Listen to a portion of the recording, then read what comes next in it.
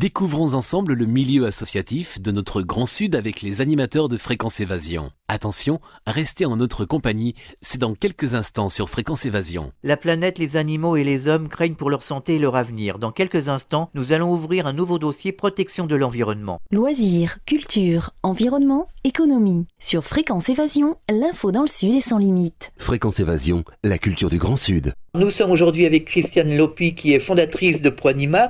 Christiane Lopi, bonjour. Bonjour. Merci d'être avec nous. Alors, est-ce que vous pourriez nous parler de Proanima, nous rappeler quand ça a été fondé et pourquoi ? Proanima a été fondé, j'ai créé Proanima avec l'aide du professeur Théodore Monod. Il y a à peu près, je crois que je l'ai créé en 90, donc il y a une quinzaine d'années.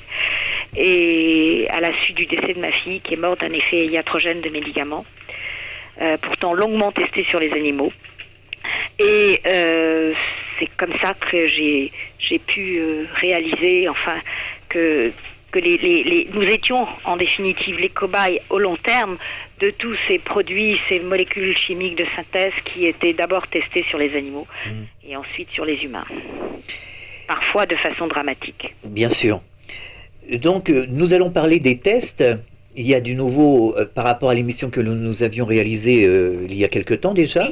Donc, est-ce que vous pourriez nous parler de ces nouveaux tests ? Oui, alors nous avons le projet, ça fait déjà un petit moment que nous avions ce projet qui était une idée de notre vice-président, le professeur Béquin, de donner à tester des molécules chimiques de synthèse, par exemple, comme les additifs, les colorants, les conservateurs, des lacs, des vernis, un cosmétique aussi, ou quelques cosmétiques, des détergents, des choses qui sont des produits chimiques avec lesquels nous sommes en contact pratiquement quotidiennement, si vous voulez.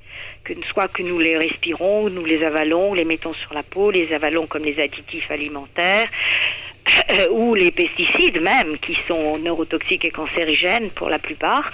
Donc nous avons ce projet de donner à tester un certain nombre de molécules chimiques afin de prouver qu'avec des méthodes que nous préconisons et dont Proanima s'est fait l'avocat depuis 14 ans maintenant, 15 ans presque, que nous pourrions avoir de meilleurs tests, mieux testés, il serait plus facile de déceler la toxicité de tous ces produits chimiques, donc de mieux les évaluer, vous voyez, c'est ce que nous voulons prouver en les donnant à tester par des méthodes de biologie cellulaire, moléculaire que nous préconisons, que nous recommandons depuis beaucoup d'années. Nous avons présenté un programme dans le cadre de, je ne sais pas, nous vous l'avions dit, que nous avions créé une alliance dans le cadre de AFRS, Alliance pour une science responsable. Nous avions donné un programme et proposé un programme de toxicologie. Nous le défendons, tous ces tests depuis tellement d'années et malheureusement la commission se fait la sourde oreille pour ces tests et si le programme REACH, qui est le programme de réévaluation des produits chimiques, est accepté, et c'est-à-dire que la commission va réévaluer certainement les produits chimiques, ce qui est pas mal en soi, puisque mais le problème c'est très bien qu'ils les réévaluent, le problème c'est de savoir comment ils vont les réévaluer. Et il est à craindre que si on y prend garde, ils les réévaluent, ils recontinuent à les évaluer sur les animaux, comme il y a 80 ans, par des mêmes méthodes obsolètes qu'il y a 80 ans, donc on n'aura pas une meilleure évaluation pour autant des produits chimiques. En revanche, il va y avoir une hécatombe des millions d'animaux qui vont être comme ça sacrifiés, en pure perte d'ailleurs, puisque nous le disons, qu'une espèce ne peut être le modèle biologique fiable d'une autre, et nous l'avons démontré à maintes reprises. Je ne sais pas si je dois expliquer qu'il est impossible d'établir une corrélation entre le comportement de deux espèces. En fait, on ne saura ce comportement qu'après l'observation des réactions de ces deux espèces. Donc, ce qui rend le modèle superflu et inutile. C'est si vrai qu'on peut donner l'exemple, je crois qu'on vous l'avait déjà cité, d'exemple pour démontrer l'inutilité de tous ces modèles et du modèle animal. On avait donné l'exemple de trois exemples, par exemple, pour le singe, qui est un de nos proches cousins, parce qu'on ne va pas parler des rats, évidemment, bien sûr, nous sommes ni des rats, ni des souris, des hamsters, etc. Mais c'est vrai aussi pour nos plus proches cousins, les chimpanzés, les bonobos. Bon. Par exemple, on peut donner ces 3 comparaisons pour voir combien, même en étant proches, ils sont aussi différents. Ils sont indifférents, par exemple, au virus d'immunodéficience humaine, c'est-à-dire le VIH, ou le HIV, qui est le virus du sida, n'est-ce pas? Et ils sont peu affectés par le virus de l'hépatite B, et ils succombent au virus Ebola. Bon, donc si on avait suivi ce modèle-là, pour dire que c'était fiable pour l'homme, le VIH serait donc sans danger pour nous, alors que c'est le virus du sida. Le virus de l'hépatite B serait bénin, alors que chez l'homme, il est responsable d'hépatite chronique et de cirrhose et de cancer du foie. Et pour le virus Ebola, ce serait mortel pour tous. Donc on voit bien que le modèle, on joue à la roulette russe parce que le modèle aura une réaction successivement opposée, différente ou identique à celle de l'homme. Ça revient vraiment à jouer à la roulette russe.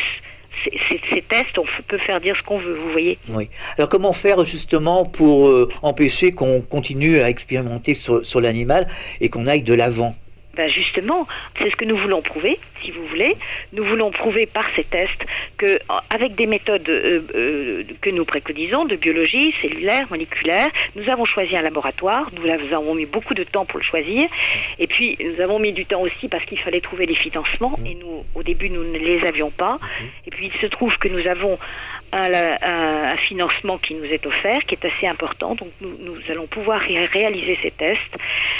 Et nous espérons prouver et démontrer encore une fois, mais vraiment par un exemple frappant, non seulement en le disant et en le démontrant, mais en le montrant tactilement, si je peux dire, enfin, en ayant des tests concrets par ce laboratoire, que nous espérons que nous allons non seulement pouvoir prouver que ces tests sont plus fiables, moins chers, plus rapides, donc intéressants à bien des points, et représentent des avantages pour toutes les parties, si vous voulez, toutes les parties qui seraient prenantes pour ces tests, à savoir les écologistes, parce que ce sont des tests qui sont beaucoup moins polluants, et puis les protecteurs des animaux, parce qu'ils ne font pas appel à l'expérimentation animale, comme je vous l'ai dit, et puis éventuellement l'industriel qui a intérêt sur le long terme et le moyen terme, qui est gagnant parce que ces tests sont beaucoup moins chers et sont beaucoup plus rapides que les tests sur les animaux.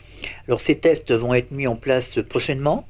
Oui, tout à fait. Nous allons les faire nous avons choisi un laboratoire qui est un laboratoire basé à Toulouse, et nous sommes en signature de contrat, voyez-vous, donc c'est incessamment, nous espérons commencer les tests le mois prochain. Donc vous nous tiendrez au courant ? Nous vous tiendrons au courant, bien entendu. Est-ce que vous auriez quelque chose à rajouter ? Il y a plein de choses à rajouter. Nous voudrions être entendus, nous commençons à être entendus, mais ce qui est très curieux, c'est que c'est un peu une déception de la part de certains amis écologiques qui ont la moitié du discours et qui ne réalisent pas combien il est important que de mieux évaluer les produits chimiques. C'est très bien de dire on va les réévaluer, mais si on les réévalue chez les animaux, on est toujours dans le même processus, on n'aura pas d'évaluation fiable. Et pourquoi ne pas, c'est nier les progrès de la science, pourquoi ne pas tenir compte des progrès de la biologie qui sont ces 20 dernières années fulgurants, et essayer il est grand temps, qu'est-ce qu'on attend ? Essayer de développer et valider et promouvoir ces tests de biologie moderne. Est-ce que vous auriez un message particulier à adresser aux auditeurs de Fréquence Évasion, justement, qui sont des farouches défenseurs des animaux et qui s'intéressent à tous ces tests et à la santé ? Oui, eh bien écoutez, oui, de nous aider, de nous soutenir, d'essayer de passer nos informations, parce que nous avons du mal à nous faire entendre parfois, même souvent. Donc c'est tout à l'honneur de votre radio d'ailleurs de diffuser nos informations, et nous vous en remercions. Alors vous allez nous donner les coordonnées de ProAnima afin que les auditeurs intéressés prennent contact avec vous ? Oui, alors ProAnima, donc le secrétariat est 16 rue Vézelay, Paris 8e, Et le numéro de téléphone, c'est 01 45 63 10 89.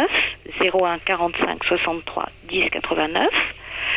Le fax 01 45 63 47 94 et le email pro.anima@wanadoo.fr.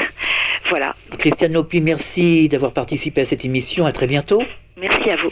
Fréquence Évasion.